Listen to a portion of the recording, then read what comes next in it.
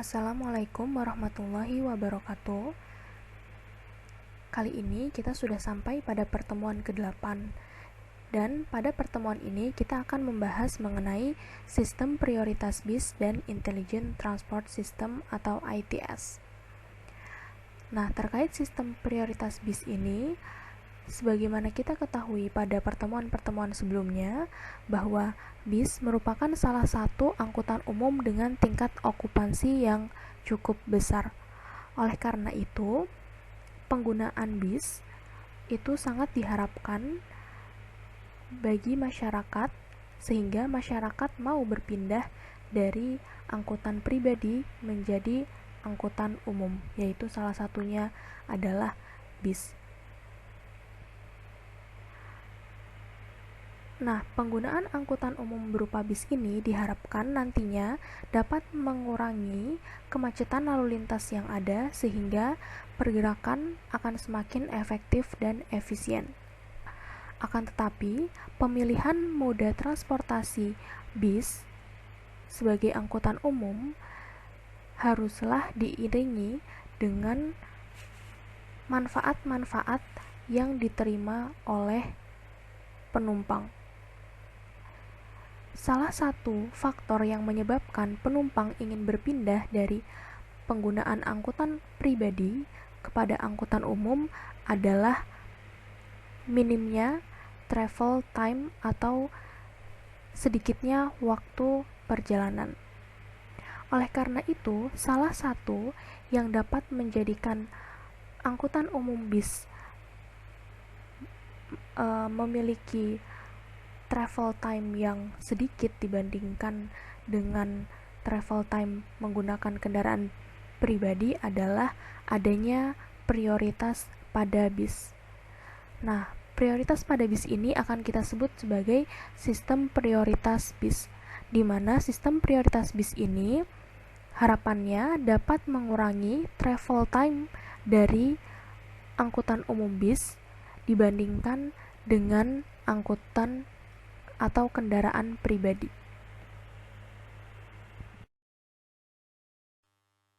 Nah, di sini bisa kita lihat contohnya pada gambar yang di sebelah kiri ini adalah ketika tidak adanya sistem prioritas bis pada ruas. Dapat kita lihat bahwa pada kemacetan ini bis juga ikut di dalam kemacetan ini.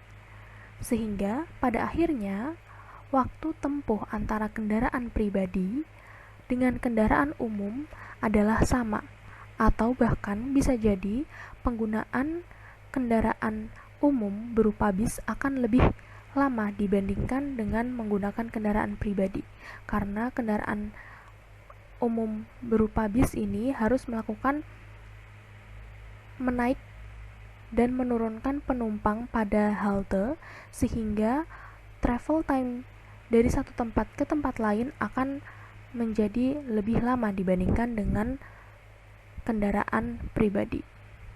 Akan tetapi, dengan adanya sistem prioritas bis pada ruas, dapat kita lihat pada gambar sebelah kanan bahwa angkutan umum bis atau di sini bisa kita lihat adalah Transjakarta. Di sini memiliki sistem prioritas bis, sehingga pada lalu lintas di sisi satunya lagi atau traffic mix, di sini bisa kita lihat terjadi kemacetan dan antrian yang cukup panjang. Akan tetapi karena adanya sistem prioritas bis pada ruas, bis dengan okupansi tinggi ini dapat menjadi bebas hambatan dikarenakan adanya sistem prioritas bis pada ruas, sehingga pada akhirnya travel time dari kendaraan umum bis akan lebih kecil dibandingkan dengan menggunakan kendaraan pribadi, sehingga harapannya dengan pengurangan travel time pada kendaraan umum, masyarakat dapat atau ingin berpindah dari penggunaan kendaraan pribadi kepada kendaraan umum berupa bis. Nah, setelah kita mengetahui urgensi dari sistem prioritas bis pada ruas, maka di sini kita akan mengenal beberapa metode pada sistem prioritas bis pada ruas. Jadi ada 4 metode yang digunakan, yaitu yang pertama adalah with flow bus lanes, yang kedua adalah contra flow bus lanes, yang ketiga adalah bus only street, dan yang keempat adalah busway. Nah, apa perbedaan dari keempat metode ini dan apa saja keuntungan dan kekurangan dari keempat metode ini? Kita akan bahas pada slide berikutnya. Metode yang pertama adalah metode with flow bus lanes. Nah, pada gambar ini adalah metode with flow bus lanes yang diterapkan pada kota London di United Kingdom. Nah, untuk with flow bus lanes ini memiliki beberapa karakteristik tersendiri, yaitu definisi dari with flow bus lanes adalah lajur lalu lintas yang khusus diperuntukkan bagi bis di mana pengoperasiannya searah dengan pergerakan lalu lintas lainnya. Jadi di sini disebutnya adalah with flow.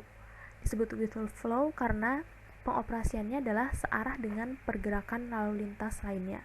Dapat kita lihat di sini lalu lintas lainnya seperti untuk moda mobil dan moda motor di sini searah dengan moda bis. Kemudian untuk with flow bus lanes ini merupakan bentuk bus priority yang paling umum di antara bentuk-bentuk lainnya. Jadi with flow bus lanes ini adalah yang paling umum yang diterapkan di banyak negara, termasuk salah satunya adalah Indonesia. Yang ketiga, with flow bus lanes dilakukan pada lajur lalu lintas yang paling pinggir atau yang bersentuhan dengan curb. Hal ini bermaksud agar penumpang dapat dengan mudah turun dan naik dari bis. Jadi bisa kita lihat di sini ini adalah curb. Kemudian bus lanes diletakkan pada lajur lalu lintas paling pinggir atau yang bersentuhan dengan curb. Ini biasanya sangat sering sekali kita jumpai lajur lalu lintas pada pinggir yang bersentuhan dengan curb. Akan tetapi terkadang ada beberapa juga seperti contohnya di Jakarta itu ada yang bus lanes-nya itu letaknya di dekat median jalan, di dekat curb juga, tapi dia di dekat median jalan. Nah, itu ada beberapa kasus yang memang berbeda daripada biasanya. Akan tapi memang untuk biasanya umumnya bus lanes letaknya di dekat curb pinggir jalan karena agar penumpang itu dapat dengan mudah naik dan turun. Nah, kemudian untuk karakteristik selanjutnya adalah karena letaknya bersentuhan dengan curb, maka lajur khusus bis tersebut tidak hanya bis saja yang dapat menggunakan lajur, tetapi dapat digunakan oleh taksi atau angkutan umum lainnya. Mengapa? Karena taksi dan angkutan umum lainnya juga memerlukan menaik dan menurunkan penumpang, dan tidak mungkin untuk taksi dan angkutan umum lainnya menaik atau menurunkan penumpang di tengah jalan. Sehingga mereka juga terkadang harus menggunakan bus lanes ini, with flow bus lanes, untuk menaikkan atau menurunkan penumpangnya. Nah, untuk karakteristik yang terakhir adalah with flow bus lanes dilakukan di jalan-jalan utama di pusat kota atau jalan-jalan radial utama yang menuju kota, terutama pada ruas-ruas di mana tingkat kemacetannya cukup tinggi ataupun pada ruas yang dikenal dengan istilah bottleneck. Bottleneck ini istilah yang pada satu ruas jalan di ujungnya terdapat penyempitan sehingga akan terjadi istilah yang disebut dengan bottleneck.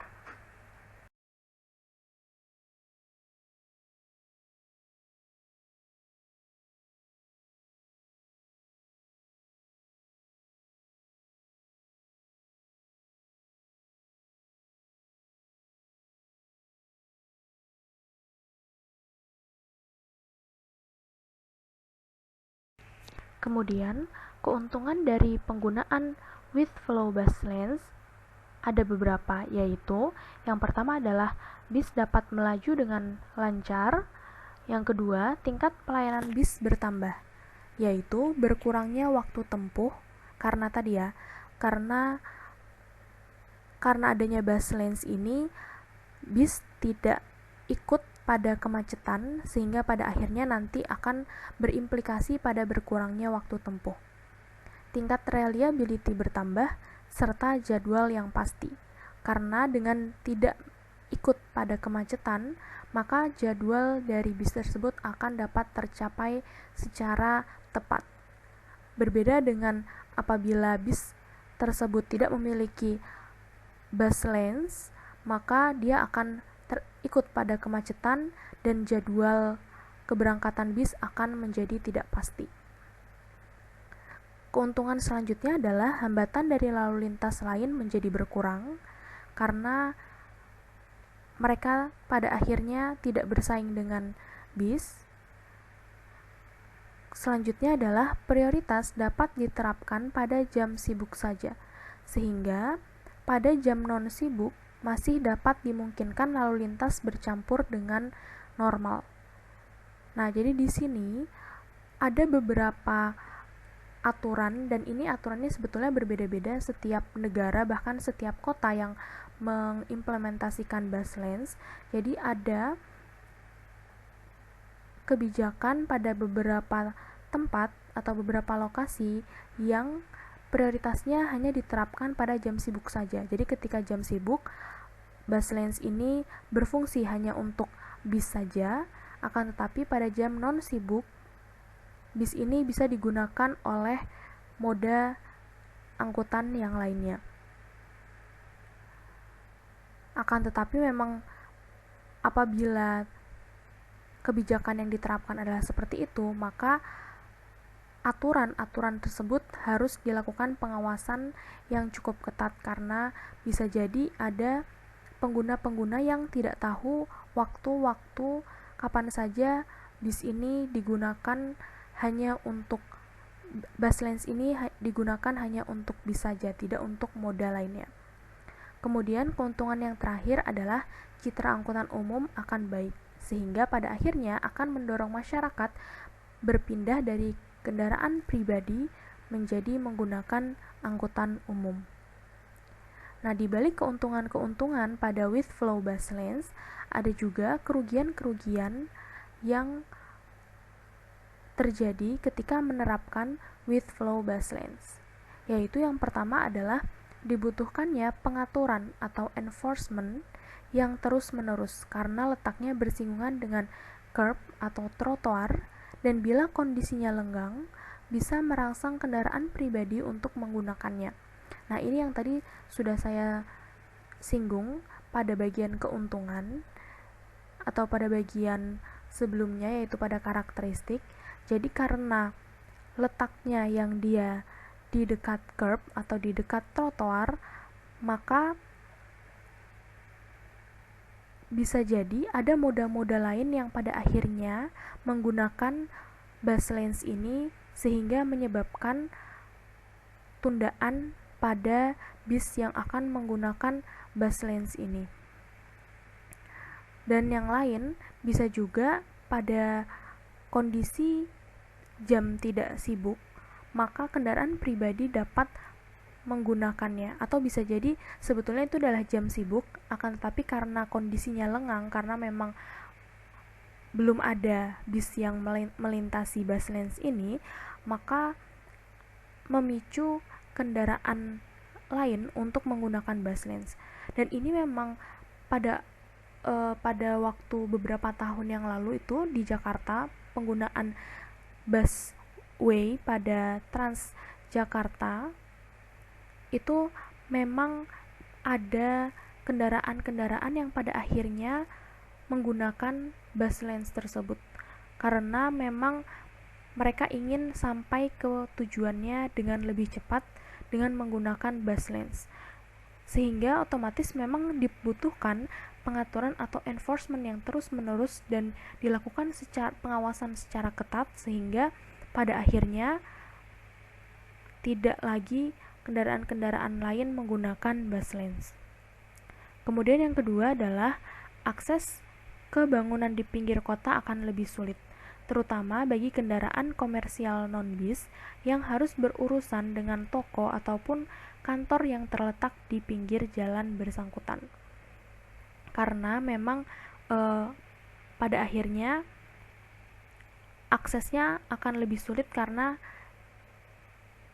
pada ruas yang paling dekat dengan curb akan digunakan sebagai bus lane sehingga tidak boleh digunakan oleh kendaraan pribadi. Kemudian kerugian yang terakhir adalah terkadang lajur khusus bis ini dapat menyebabkan timbulnya kemacetan bagi kendaraan non-bis pada lajur di sampingnya. Karena di sini kita anggap saja pada awalnya kapasitas jalan yang digunakan adalah dari ujung sini, dari median sampai ke ujung sini atau curb. Akan tetapi, ketika adanya pembuatan width flow bus lanes atau penerapan aturan width flow bus lanes, maka kapasitas jalan hanya akan dari ujung median ke ujung bus lanes dan akan pada akhirnya mengurangi kapasitas jalan, sehingga ketika adanya pengurangan kapasitas jalan ini maka kemacetan akan semakin bertambah parah. Akan tetapi memang ini adalah salah satu push policy atau mendorong atau kebijakan yang digunakan untuk mendorong pengguna angkutan pribadi berpindah menuju ke penggunaan angkutan umum. Jadi didorong oleh aturan with flow bus lanes sehingga karena menyebabkan kemacetan yang panjang sehingga pada akhirnya pengguna kendaraan pribadi merasa tidak nyaman dan akan memilih berpindah ke penggunaan kendaraan umum bis.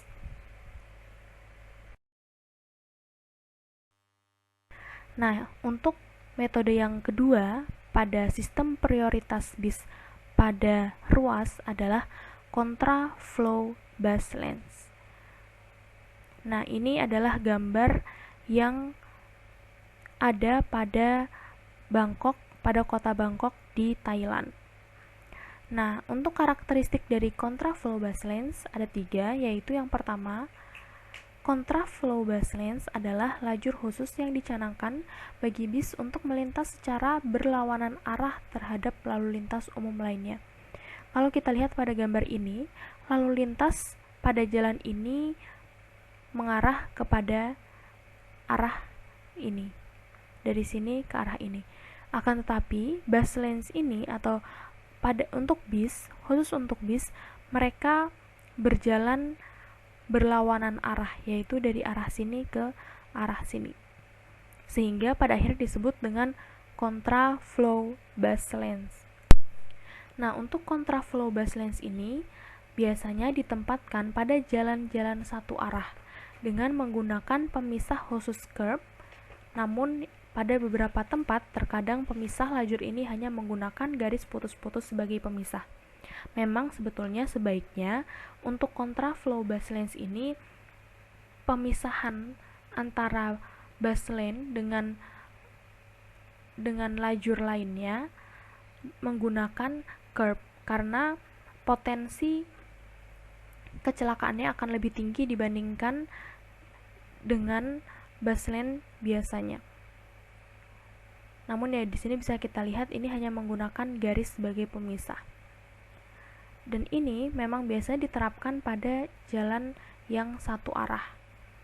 Kemudian untuk karakteristik yang terakhir adalah Kontraflow bus lanes juga diperuntukkan bagi kendaraan-kendaraan non-bis yang mempunyai tingkat okupansi yang tinggi, seperti taksi, angkutan, ataupun kendaraan emergency. Nah, tujuan adanya kontraflow bus lanes ini yang pertama adalah untuk mempertahankan lintasan rute bis, meskipun pada ruas jalan ditetapkan sistem lalu lintas baru. Contohnya, mungkin pada awalnya jalan ini adalah jalan dua arah. Akan tetapi, karena adanya sistem lalu lintas baru, yaitu penerapan jalan satu arah, maka lintasan rute bis juga tetap lintasan rute bis akan sulit jika dilakukan perubahan lintasan rute. Sehingga mau tidak mau, karena pada awalnya di sini sudah ada lintasan rute bis sebelum adanya sistem satu arah, maka untuk mempertahankan lintasan rute bis harus dibuat kontraflow bus lanes. Dan tujuan yang kedua adalah untuk mempertahankan tingkat pelayanan angkutan umum agar tetap memadai, meskipun harus melewati daerah-daerah yang padat lalu lintasnya. Nah, adapun tentunya untuk kontraflow bus lanes ini juga ada keuntungan dan ada pula kerugiannya. Keuntungannya adalah adanya jalan satu arah tidak menyebabkan lintasan rute bis memisah pada ruas jalan yang lain, tetapi tetap pada ruas jalan yang sama sehingga penumpukan tidak dirugikan. Jadi tadi karena adanya lintasan jalan satu arah atau perubahan sistem lalu lintas, ini tidak menyebabkan lintasan rute bis memisah pada ruas jalan yang lain. Kemudian yang kedua adalah kendaraan kontraflow bus lanes itu lebih efektif, karena biasanya tidak ada kendaraan lain yang berani menggunakan lajur khusus bis kecuali bis itu sendiri. Kalau kita lihat pada metode sebelumnya, pada bus lanes yang biasanya dia satu arah dengan lalu lintas sekitarnya, itu akan ada kemungkinan di mana kendaraan lain menggunakan bus lanes tersebut. Akan tetapi karena sifatnya adalah kontraflow atau berlawanan arah, maka kemungkinan kendaraan lain menggunakan kontraflow bus lanes akan lebih rendah, karena mereka akan memikirkan tingkat keselamatan ketika menggunakan kontraflow bus lanes. Dan keuntungan yang terakhir adalah jarak tempuh bis dapat dipertahankan agar tetap lebih singkat. Kemudian ada pula kerugian dalam penerapan kontraflow bus lanes, yaitu yang pertama adalah pejalan kaki biasanya tidak sadar bahwa ada kendaraan bis yang berjalan berlawanan arah dengan lalu lintas pada umumnya, sehingga dapat membahayakan pejalan kaki. Terutama ini bagi pejalan kaki yang tidak familiar dengan kondisi lalu lintas atau baru datang pada daerah tersebut, sehingga tidak tahu bahwa pada daerah tersebut diterapkan kontraflow bus lanes. Kemudian kerugian yang kedua adalah diperlukannya modifikasi layout dari persimpangan, sehingga pada akhirnya akan membutuhkan pembiayaan yang tidak sedikit. Mungkin pada ruas jalan tidak akan terjadi suatu hal yang cukup signifikan, akan tetapi ini memang cukup signifikan pada persimpangan, yaitu untuk modifikasi layoutnya. Kemudian yang ketiga adalah menimbulkan beberapa titik traffic konflik baru yang sebenarnya dimaksudkan untuk dihilangkan dengan adanya jalan satu arah. Jadi jalan satu arah atau penerapan jalan satu arah sebetulnya dapat menghilangkan konflik yang terjadi pada ruas jalan tersebut.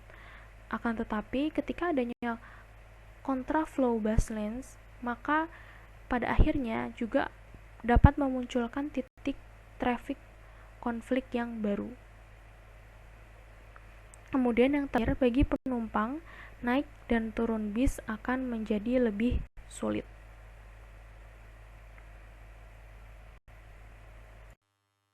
Nah, kemudian untuk metode yang ketiga adalah bus only street.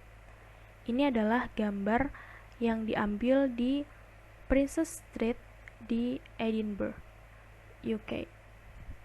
Nah, ada beberapa karakteristik untuk bus only street, yaitu bus only street adalah pengaturan atau peruntukan ruas jalan khusus bagi pejalan kaki, angkutan umum, sepeda, taksi, dan kendaraan emergensi. Jadi memang benar-benar ruas jalan ini tidak digunakan untuk kendaraan-kendaraan lainnya, termasuk kendaraan pribadi. Jadi memang hanya untuk pejalan kaki di trotoar, kemudian angkutan umum seperti bis. Kalau di sini kita lihat ini ada jalur untuk tram juga. Kemudian sepeda, taksi, dan kendaraan emergensi seperti misalnya untuk pemadam kebakaran, ambulans, dan lain sebagainya.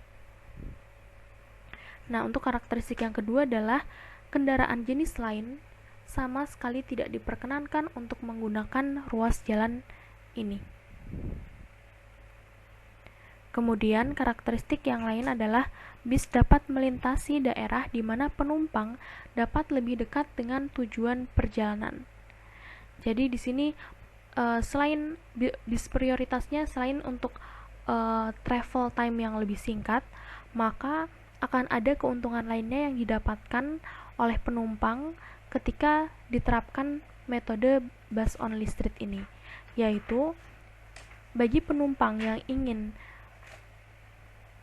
atau yang memiliki tujuan di daerah sekitar ini, maka penumpang tersebut akan lebih dekat untuk menjangkau tujuannya dibandingkan dengan menggunakan kendaraan pribadi, karena kendaraan pribadi tidak dapat melewati jalan dengan metode bus only street. Kemudian karakteristik yang lain adalah aspek safety lebih terjamin dan di lain pihak tetap memungkinkan pergerakan. Ini tentunya safety-nya akan lebih terjamin karena titik traffic konfliknya akan lebih sedikit. Kemudian untuk bus only street memiliki beberapa keuntungan, yaitu yang pertama, masyarakat pengguna bis dapat lebih mudah mencapai akses ke lokasi-lokasi utama dengan bis tanpa harus berjalan kaki terlebih dahulu atau berjalan kaki dengan jarak yang cukup besar. Kemudian dapat meningkatkan bus reliability dan mengurangi tundaan yang dirasakan oleh penumpang. Kemudian, bus only street dapat meningkatkan mobilitas pejalan kaki pada daerah-daerah pertokoan dan dapat memperbaiki kondisi lingkungan dari ruas-ruas jalan yang ada pada daerah-daerah pertokoan, sehingga pejalan kaki merasa lebih nyaman untuk melakukan mobilitas. Karena situasi ruas jalannya lebih kondusif dan minim titik traffic konflik, maka pejalan kaki akan merasa lebih nyaman untuk melakukan mobilitas pada daerah Princes Street Edinburgh ini atau pada daerah yang diterapkan bus only street. Nah, untuk metode terakhir terkait sistem prioritas bis pada ruas, yaitu adalah busway. Nah, yang dimaksud dengan busway adalah sekumpulan ruas jalan yang menerus, di mana bis diberikan penanganan khusus untuk bergerak dengan cara memisahkan dengan kendaraan lainnya. Atau dengan demikian, busway itu dapat berupa sekumpulan lajur khusus bis yang terus-menerus pada sekumpulan ruas jalan, atau juga dapat berupa jalur khusus bis yang terpisah dengan lalu lintas lainnya dengan pemisah pihak.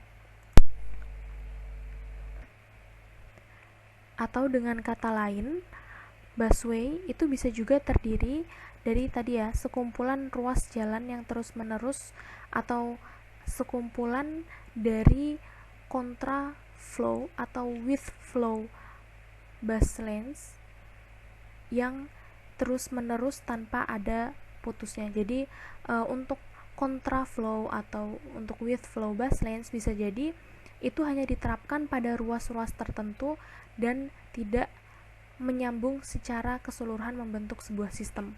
Nah, untuk busway ini adalah kontraflow atau with flow bus lane tapi menyambung secara keseluruhan sehingga membentuk sebuah sistem yang disebut dengan busway.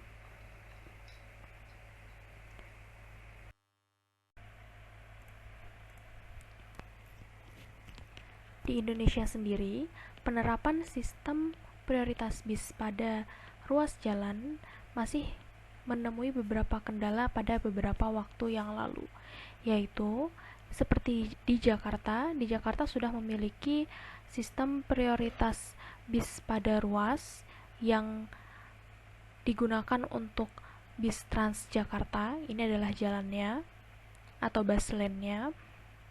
Nah, bus lane ini kendalanya adalah terkadang, atau saya kurang tahu untuk saat ini, tapi untuk beberapa waktu yang lalu memang masih ada kendaraan-kendaraan lain yang menggunakan bus lane khusus untuk Transjakarta. Di sini bisa kita lihat ada motor, bahkan taksi dan kendaraan mobil. Nah, kemudian di sini ada kasus bahwa jadi untuk di sini bisa kita lihat ada beberapa ruas yang dia sekat antara ruas khusus atau untuk bus lane dan lajur lainnya ini hanya dibatasi oleh pembatas berupa curb yang tidak terlalu tinggi, sehingga pada akhirnya kendaraan lain masih bisa masuk ke dalam bus lane dari bis Transjakarta. Akan tetapi di sini ada beberapa juga bus lane yang sudah menggunakan barrier yang cukup tinggi, sehingga pada akhirnya ketika nanti pengendara bermotor ini ingin keluar dari bus lane, dan ini adalah kasus ketika pengendara motor sudah terlanjur terjebak di bus lane, sementara di belakangnya sudah ada bis dan di depannya akan ada polisi, sehingga dia harus mau tidak mau menaikkan motornya atau mengangkat motornya di atas dari barrier yang cukup tinggi ini, dan ini cukup menyulitkan ya. Jadi memang kuncinya dari kesuksesan dari penerapan sistem prioritas bis pada ruas jalan adalah adanya penegakan aturan dan pengawasan yang ketat. Nah, kalau di Indonesia sendiri untuk penegakan aturan dan pengawasan yang ketat masih dilakukan secara manual, yaitu oleh polisi-polisi, sehingga nanti akan ditilang untuk kendaraan-kendaraan pribadi yang menggunakan bus lane untuk Transjakarta. Nah, namun untuk beberapa negara maju, untuk penegakan aturan dan pengawasan dilakukan sudah menggunakan CCTV dan teknologi-teknologi lainnya. We're here to talk about our ABLE system. ABLE stands for Automated Bus Lane Enforcement, and it gives us the ability to catch bus blockers that are blocking our buses moving along in any bus lane throughout New York City. We're really excited about this new ABLE system and the ability to enforce our bus lanes via onboard cameras. Quite often there are trucks that are stopped in our bus lanes, loading and unloading, taxis loading and unloading, and we know that we have to coexist as a key piece of the transportation ecosystem in New York City, but we really need to move our buses. This allows us to enforce all bus lanes all the time. The ABLE system works by using two different types of camera systems: static cameras on the street, which are run by the Department of Transportation, and cameras that are mounted on our buses. And in combination, they capture any people that are violating the bus lanes, any vehicles that are parked up in the bus lanes, and that automatically generates violation tickets. The way that the system works is a bus captures a vehicle in the bus lane. A second bus captures that same vehicle at the same spot in the bus lane for more than 5 minutes. Every bus that captures that vehicle will capture the license plate, the location, and the timestamp. For that same date, time, and same location, you'll be issued a fine for that. If that vehicle then goes a block down the road, blocks our bus stop again, for that longer than a 5-minute period, they'll be issued a second violation. What happens is for the first 60 days, we'll be issuing warnings. After that, we'll be issuing violations. And there's a graduated fine structure, so those that are habitual bus blockers will be getting graduated fines along the way. The whole purpose is not to issue fines and collect money. The purpose is to keep those vehicles out of our bus lane, move our buses faster, and bring our customers back to the bus system. So if you're a driver in New York City, stay out of our bus lanes.